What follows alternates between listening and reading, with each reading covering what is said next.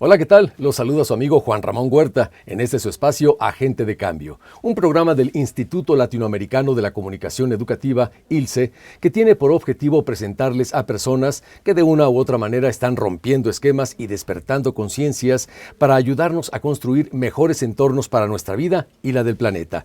En esta ocasión nos acompaña en la cabina de Radio ILCE el doctor Víctor Emilio Corzo Aceves, quien es diplomático de carrera, experto en Derecho Internacional dentro del Servicio Exterior Mexicano, consultor experto independiente de la Organización de las Naciones Unidas y delegado ante los diferentes grupos de trabajo de la Comisión de Derecho Mercantil de las Naciones Unidas, UNCITRAL, Instituto Internacional para la Unificación del Derecho Privado, UNIDROIT, la Conferencia de La Haya de Derecho Internacional Privado y las discusiones que se llevan en la Organización de Estados Americanos para la reactivación de los trabajos en materia de derecho internacional.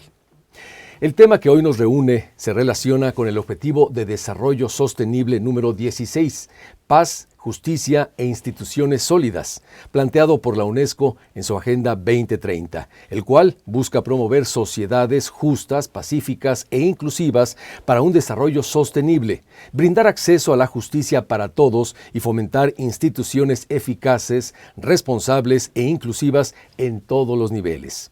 Una de estas entidades es la Conferencia de La Haya de Derecho Internacional Privado, o HCCH por sus siglas en inglés. Se trata de una organización intergubernamental cuyo propósito es trabajar para la unificación progresiva de las reglas de derecho internacional privado. En esta oportunidad nos interesa saber, entre otras cosas, ¿cómo se vincula específicamente este Objetivo de Desarrollo Sostenible número 16 con la labor que realiza la Conferencia de La Haya? Muchas gracias, Víctor, por estar aquí en la cabina de Radio ILCE. Bienvenido. Al contrario, muchísimas gracias por la invitación. Es un placer charlar contigo el día de hoy y con todo tu auditorio. Al contrario, gracias por compartir tu tiempo con nosotros. Y bueno, para empezar, desde tu punto de vista como abogado, ¿en qué aspectos el derecho y la justicia son factores que favorecen la paz? Por ejemplo, ¿podría decirse que la famosa frase de Benito Juárez, el respeto al derecho ajeno es la paz, encierra una verdad absoluta? Sí, sin duda alguna. Básicamente, el pilar de toda la comunidad internacional, el pilar de toda la sociedad es el Estado de Derecho. Entonces, bueno, justamente de los organismos que tengo la oportunidad de representar a México, pues estos se encargan precisamente de hacer que el Estado de Derecho se respete a nivel mundial. Porque hay que reconocer que una de las características esenciales de cómo está configurado hoy este orden internacional es precisamente la coexistencia artificial de 193 sistemas jurídicos nacionales de cada uno de los Estados miembros de Naciones Unidas, los cuales sus pilares es la Constitución de cada uno de los Estados y por ende no necesariamente hay una conciencia desde un aspecto jurídico de la existencia de la jurisdicción aledaña de otro país, de otra localidad. Entonces el derecho internacional precisamente busca el establecer las reglas claras para hacer valer, respetar las relaciones de los particulares y que se reconozcan los actos que fueron celebrados en un estado en particular y justamente esto va a fomentar la estabilidad y la paz a nivel mundial. Precisamente no tener estos escenarios que recordarás en el siglo XVII, siglo XVIII, sí, propiamente cuando los estados veían que se le violaban los derechos a uno de sus nacionales en el extranjero, pues recurrían a las armas, como tuvimos aquí en el caso de México varias invasiones, por la violación a los derechos de sus nacionales y bueno, precisamente el establecer reglas claras donde todos los estados sean partícipes, pues ayuda a esta estabilidad a nivel mundial.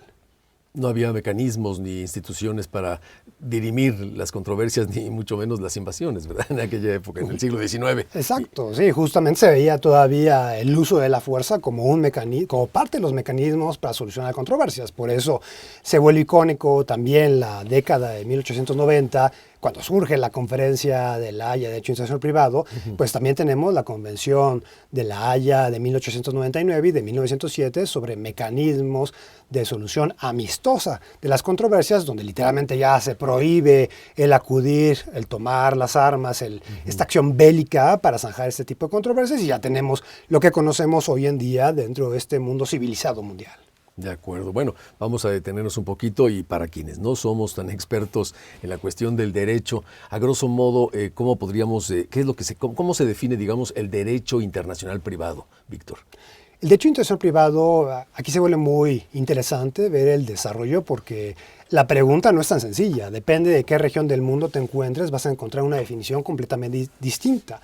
Si nos vamos a los países anglosajones, al common law, aquí hay que verlo desde una óptica de familia jurídica. Entonces, dentro del common law, pues, lo ven como el derecho conflictual, donde van a establecer reglas sobre qué pasaría, qué jurisdicción va a tener la competencia para resolver una controversia en caso de que tengamos un elemento de extranjería involucrado o una situación que tenga efectos jurídicos más allá del territorio. De igual manera, ¿qué norma es la aplicable? Pues, tenemos un matrimonio de diferentes nacionalidades que se van a divorciar, pues hay que preguntarnos en qué estado se casaron, dónde se va a realizar el divorcio, y justamente la corte donde se realiza el divorcio va a estudiar la ley donde se celebró el matrimonio, sí, aun cuando sea un estado extranjero, para poderlo determinar.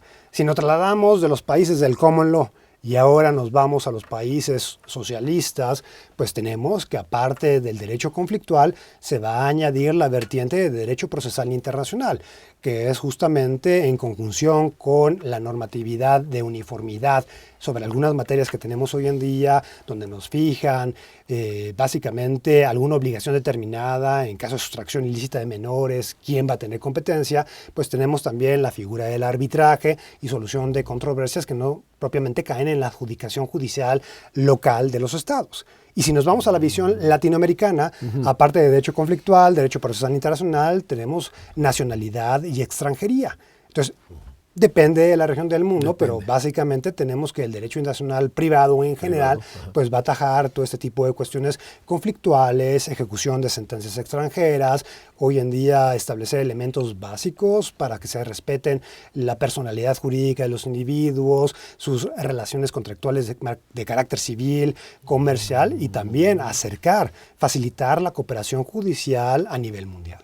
Muy bien, Víctor. Víctor, ¿y cómo podrías explicarnos de manera general cómo está conformada la Conferencia de La Haya y en qué consiste la labor que realiza para cumplir su objetivo principal, que es lograr un mundo donde, a pesar de las diferencias entre los sistemas jurídicos, las personas, tanto los particulares como las empresas, puedan contar con un alto grado de seguridad jurídica, que es muy importante? La Conferencia de La Haya, como comentábamos hace un momento, es un ejercicio que inicia en 1893 y se transforma en 1950, en la década de los 50 del siglo pasado, donde propiamente ya se configura en un organismo intergubernamental, sí, un organismo internacional, el cual hoy en día tiene 90 Estados miembros más la Unión Europea. Entonces, ¿cómo opera? Pues es uno de los pocos órganos de carácter legislativo, con función legislativa a nivel mundial. Otro similar sería la Comisión de Derecho Mercantil de las Naciones Unidas, la cual solamente se enfoca en comercio internacional, también en establecer ese tipo de normas que otorguen seguridad.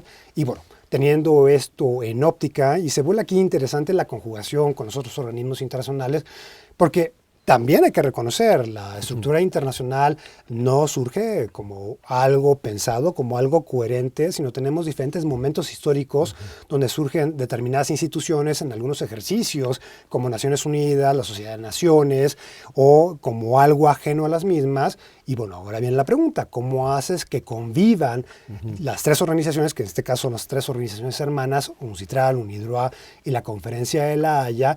Y ahí es donde tenemos esta complementariedad fáctica, porque la mayoría de estados somos miembros de las mismas. Entonces, se generan proyectos legislativos donde tenemos expertos a nivel nacional, los cuales participan activamente en las discusiones para ir avanzando los trabajos, donde se identifica alguna necesidad que es necesario generar un tratado, una convención internacional.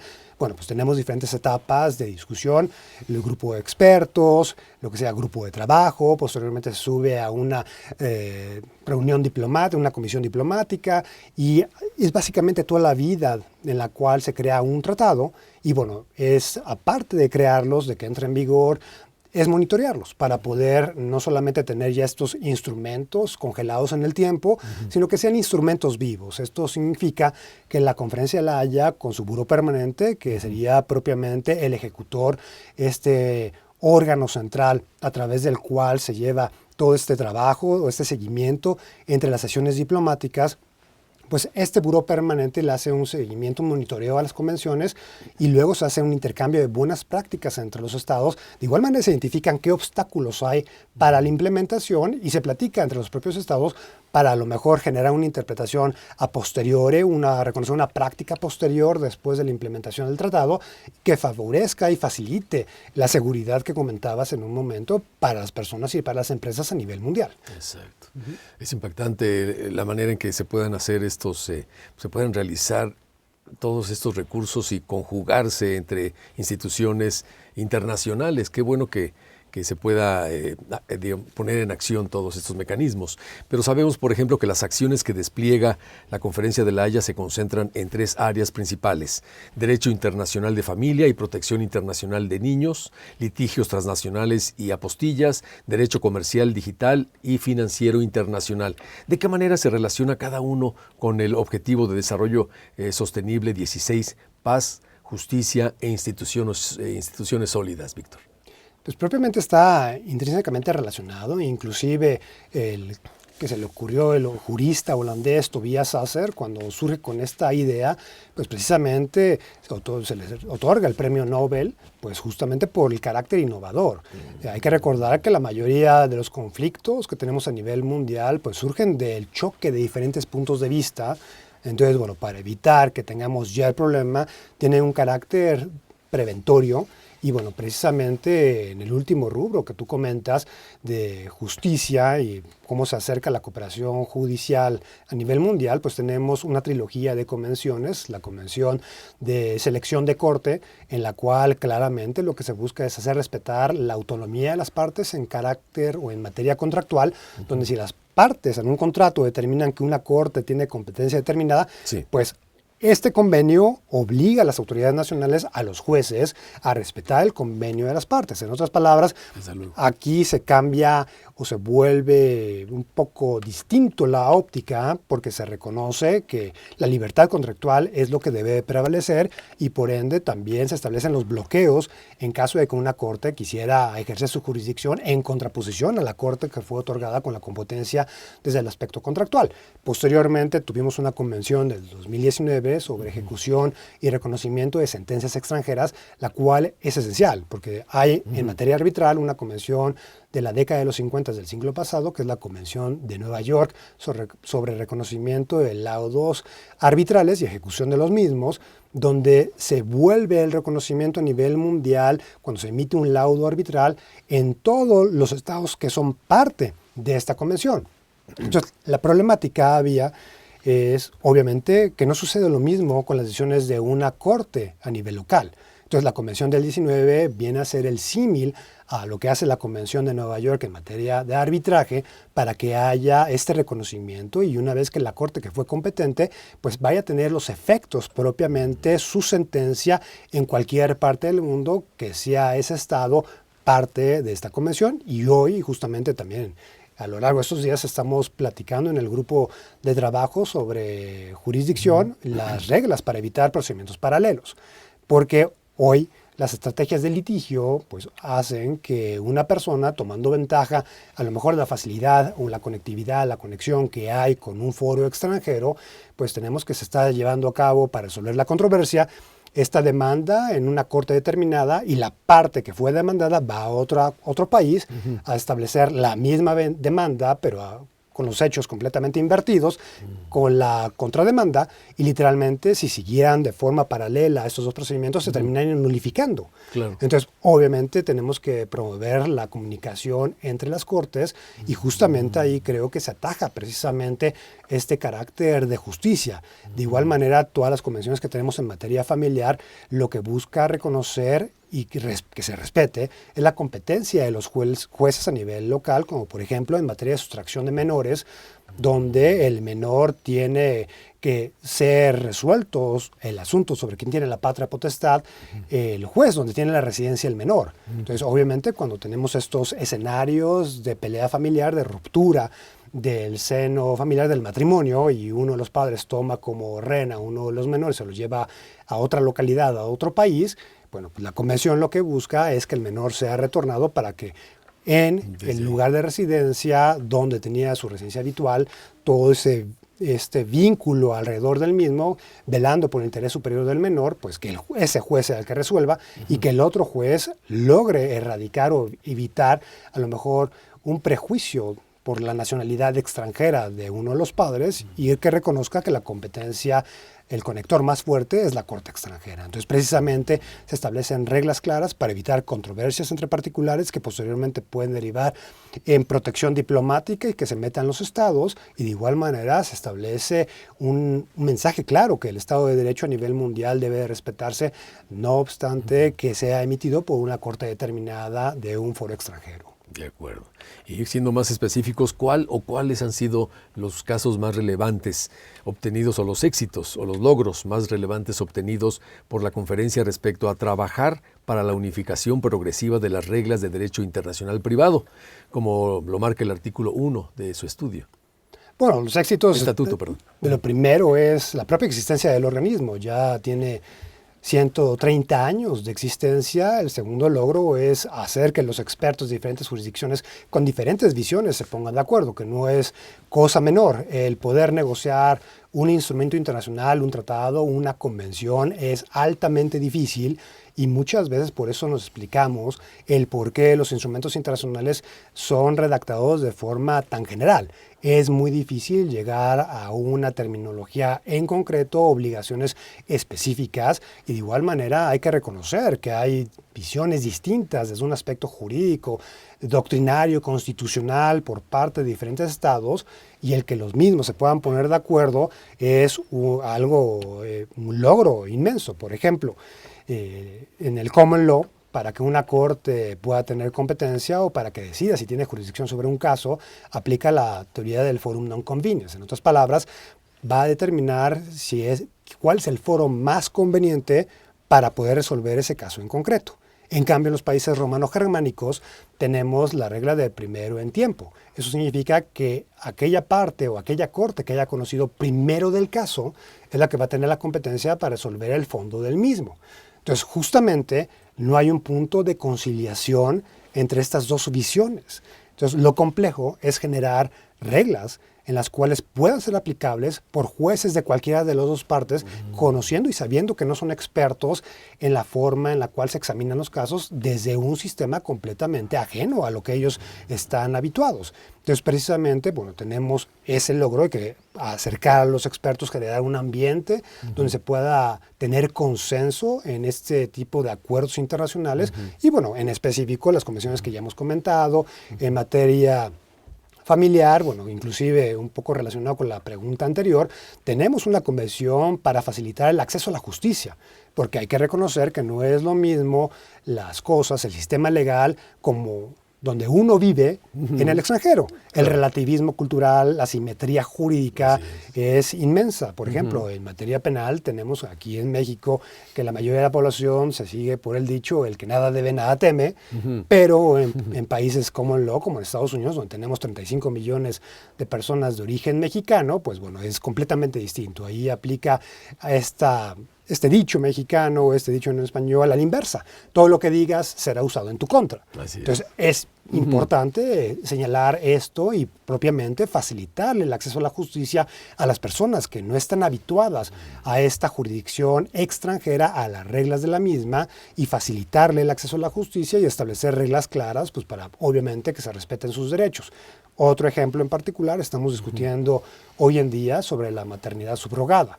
La maternidad subrogada, más allá sobre si los estados, las jurisdicciones domésticas están a favor o en contra de la misma, es toda una realidad que está sucediendo a nivel mundial, y hay que reconocer que el cliché de la globalización ha erradicado las fronteras nacionales, que ha hecho el mundo más pequeño, es cierto. Lo vimos en la pandemia, la facilidad en la cual se propagó el virus, y justamente la movilidad humana es abismal hoy en día. Esto representa para la materia jurídica que hay miles de transacciones comerciales, civiles, todos los días a nivel mundial, a pesar de que los estados intenten señalar que no debe ser así. O como tú comentabas, el tercer pilar, la tercera rama de los temas que estamos platicando hoy en día es el mundo financiero digital. Obviamente ahí tenemos algo muy interesante, como también relacionado un poco a la pregunta anterior, surgen nuevos mecanismos de solución de controversias. Hoy en día tenemos ya las famosas ODRs, que es mecanismo de solución de controversias en línea, donde a través de lo que serían las criptomonedas, el blockchain, pues obviamente ya no va a ser necesario acudir a una corte doméstica, sino literalmente este juez que está participando de forma remota de cualquier parte del mundo y que inclusive no es relevante saber su identidad, y también es muy interesante ver cómo pueden escoger a este jurado, a la persona que va a escoger o decidir esta controversia, y que básicamente son controversias también del mundo digital, la contratación de una frontera a otra, de un especialista en otro territorio. Literalmente un ejemplo sería la traducción de un documento, pues sí, en un contrato de $500 de traducción, pues te va a salir más caro si contrataste a alguien del otro lado del mundo, pues buscar un abogado donde demandarlo. De igual manera, si tienes una criptomoneda y te la roba un hacker y aparece en otra parte del mundo, también viene la pregunta, ¿cómo lo notificas? Entonces se vuelve muy interesante todos esos aspectos digitales en los cuales pues ya no es necesario la intervención de las cortes domésticas, y básicamente con esto del blockchain, en las criptomonedas se ejecuta automáticamente. De igual manera estamos platicando, estudiando lo que serían los contratos sistematizados.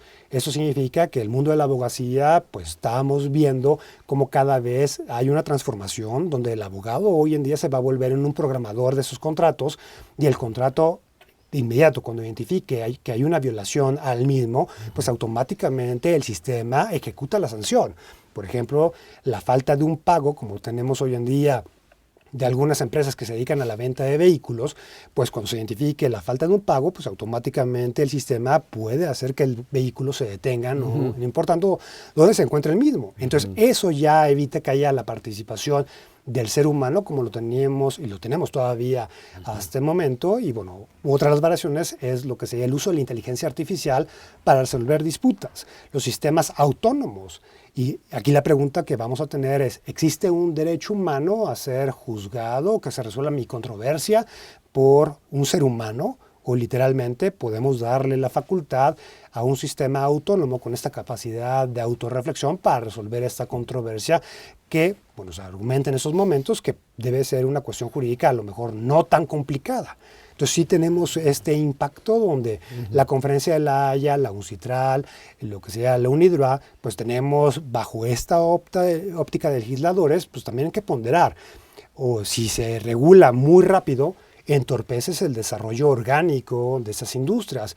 Si regulas muy tarde, pues literalmente estás dejando un vacío jurídico, y pues podemos tener algunos desfortunios en las relaciones contractuales. Entonces es muy interesante este balance que se tiene que hacer para poder determinar el momento preciso y dar el seguimiento para también entender de qué se trata, y también reconocer que no todas las regiones del mundo van a tener el mismo desarrollo de la experiencia, de la expertise sobre estos temas, y para que no se sientan excluidos, pues tampoco puedes regular muy temprano, porque parecería que es la imposición de una visión particular del planeta sobre estas regiones que todavía no están participando en este desarrollo tecnológico. Es fascinante, de verdad, el mundo judicial, y además cómo ha incidido la tecnología en los aspectos de las cuestiones jurídicas. Pero bueno, digamos, en lo referente a las relaciones internacionales, ¿podría decirse que hay un antes y un después de la Conferencia de La Haya? Sí, por supuesto. Tenemos que la Conferencia de La Haya es justamente la organización que inicia toda esta inercia que hoy en día posteriormente siguieron la UNIDROIT, la UNCITRAL, y que en estos últimos años la Organización de Estados Americanos nuevamente estamos retomando los esfuerzos de codificación del derecho internacional privado a nivel regional. Hay que reconocer y recordar que América Latina somos la cuna del derecho internacional privado, con el desarrollo de las convenciones de Montevideo y posteriormente con este esfuerzo regional de las conferencias interamericanas sobre la materia. Entonces, si bien es cierto, suspendió o se dejó a un lado estas pláticas, y los países latinoamericanos tenemos una participación más activa en estos organismos internacionales, resulta muy importante que se estén discutiendo nuevamente esos temas a nivel regional en la OEA bajo un enfoque distinto, no tanto que sirva como una competencia o a lo mejor con unas iniciativas a lo mejor paralelas a las que tenemos a nivel mundial, sino con el enfoque de cómo podemos complementar o aterrizar las obligaciones desde el punto de vista latinoamericano de los convenios internacionales que tenemos en la Conferencia de La Haya, de la UNCITRAL, de la UNIDROIT. Entonces sí, sin duda alguna la Conferencia de La Haya siente un parteaguas dentro de la comunidad internacional y precisamente la importancia, y por eso es hoy en día la organización más antigua de estas tres organizaciones hermanas. Perfecto. Y digamos, algo que es tu materia últimamente, desde el punto de vista de las relaciones exteriores, ¿qué temas o asuntos son los que pueden considerarse más determinantes para lograr y mantener la paz y la justicia, Víctor? Bueno, el Estado de Derecho es sin duda alguna el tema esencial. Tenemos también aquí los mecanismos de solución pacífica de controversias y justamente mantener el diálogo diplomático. Es esencial que el diálogo diplomático no cese de existir. Y también es muy importante que se reconozca el derecho internacional como vinculante.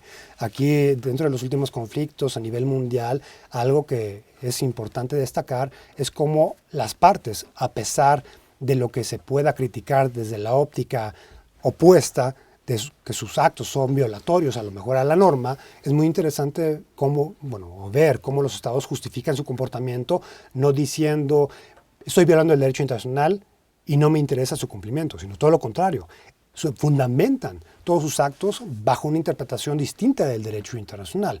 Entonces, es muy importante que se siga respetando el Estado de Derecho, reconocer que hay que fortalecer los organismos internacionales y de igual manera reconocer que también las legislaciones domésticas forman parte de este sistema de la normatividad internacional. Entonces, no hay que ver como algo ajeno, como algo que es muy distante a la realidad que tenemos aquí todos los días, sino hay que darnos cuenta que todo lo internacional también se vuelve nacional, que todo lo que sucede afuera tiene un impacto al interior de nuestras vidas, al interior de las relaciones que tenemos al interior del Estado mexicano y que justamente somos parte de una comunidad internacional. No vivimos en aislamiento y por ende es necesario conocer el derecho internacional y hacer esta profesionalización de todos los servicios y la gente que trabaja en las distintas canchas que tenemos en cualquier esfera jurídica, desde el litigante, los jueces, desde el gobierno. Entonces todos tenemos esta necesidad de conocer la norma internacional.